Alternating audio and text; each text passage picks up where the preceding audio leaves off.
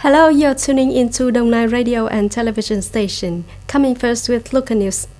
Yesterday, Comrade Nguyễn Phú Cường, member of the Central Party Committee, secretary of the Provincial Party Committee, chaired a meeting to hear related industries report the results of the past 4 years on the goal of developing tourism to become an industry-leading sector.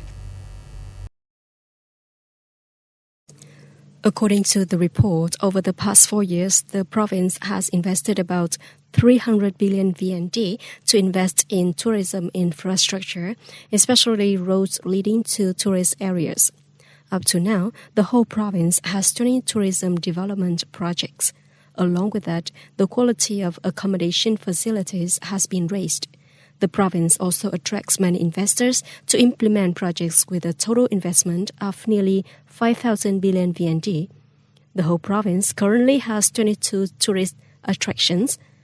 In 2019, Đồng Nai welcomed 4.4 million visitors, a turnover of more than 1,600 billion VND. In 2020, due to the impact of the disease COVID-19, Đồng Nai welcomed 1.9 million visitors and more than 900 billion VND in revenue. Mr. Nguyễn Phú Cường, secretary of the Đồng Nai Provincial Party Committee, directed that in the coming time, it is necessary to quickly resolve problems in site clearance and at the same time urge investors to speed up the progress of the projects in the province. Localities need to create favorable conditions and mobilize people to participate in tourism in accordance with local practical conditions.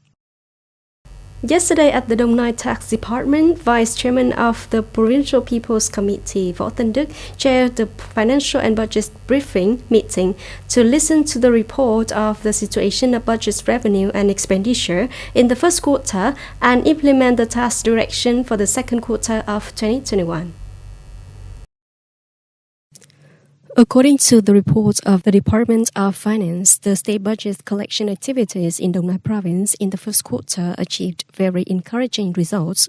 22,350 billion VND, reaching 47% compared with the estimate of 35% over the same period, in which domestic revenue was estimated at 17,900 billion dong, reached 53% of the estimate and increased 39% over the same period. Import and export revenue was estimated at 4,450 billion dong, reaching 34% of the estimates. The results of budget expenditure also achieved compared with the estimate and basically met enough funding for the operation of agencies and units. Vice Chairman of the Provincial People's Committee, Võ Tân Đức, emphasized that industries create favorable conditions for businesses, while manage taxpayers as well as minimize incurring external expenses estimates. COVAX facility's first batch of COVID-19 vaccine will arrive to Vietnam on April the 1st. It is expected that this batch of vaccine will have 811,200 doses, less than expected due to lack of supply. It is expected that this year, Vietnam will receive 60 million doses of AstraZeneca vaccine, of which 30 million doses from COVAX, 30 million doses ordered.